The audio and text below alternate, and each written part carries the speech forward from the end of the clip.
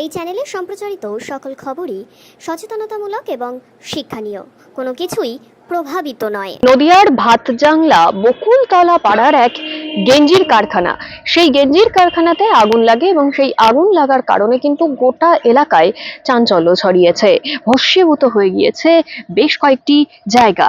গতকাল রাতে 2টো নাগাদ আগুন লাগে, পরে পার্শ্ববর্তী বসত বাড়িতে আগুন ছড়িয়ে পড়ে। তবে দমকল কর্মী ও এলাকার মানুষের চেষ্টায় প্রতিরোধে আসে। প্রথমে স্থানীয় মানুষ আগুন নেভানোর চেষ্টা করে, তাতে কোনো কাজ হয় না। তৎক্ষণাৎ দমকল বাহিনীকে খবর দেওয়ায় দমকলের ইঞ্জিন চলে আসে। দমকলের ইঞ্জিন আসতে মোটামুটি 15 মিনিট সময় লাগে, কিন্তু সেই 15 মিনিটের মধ্যে স্থানীয়রা চেষ্টা করলেও আগুন নেভানো কিন্তু কোনোভাবেই সম্ভব হয়ে ওঠে না, যার জন্য বেশ কয়েকটি বসত বাড়িতে কিন্তু আগুন লেগেছে বলেই জানা যাচ্ছে।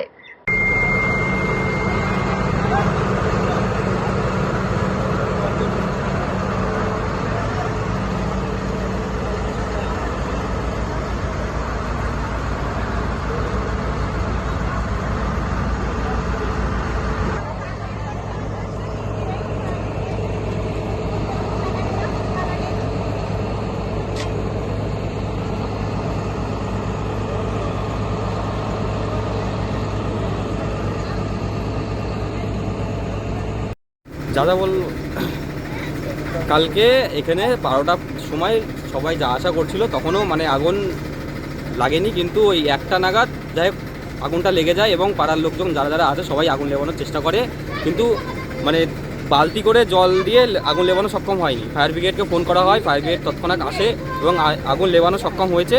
এবং এখনও যে কাপড়গুলো রয়েছে জমা, তার নিচে রয়েছে আগুন, এবং সেটাকে টেনে এদিক ওদিক করতে পারলে আগুনটা যাই হোক লেবানো সক্ষম হবে। আর ক্ষতির পরিমাণ 2.5 লাখ থেকে 3 লাখ মতো হয়েছে, কারণ কতটা মাল ছিল সেটা আমাদের তো আন্দাজ ঘরপর দিয়ে এরকম একটা ক্ষতি হয়েছে। তোমার নাম? আমার নাম অমিত সরকার। তোমার কারখানাটা কি তোমাদের? কারখানাটা আমাদের।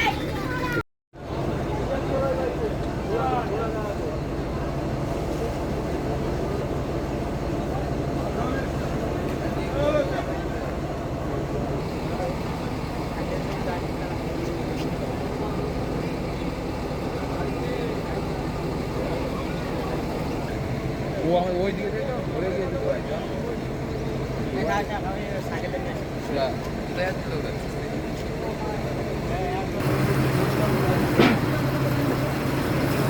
ওইটা প্লিজ দেবেন না। হ্যাঁ।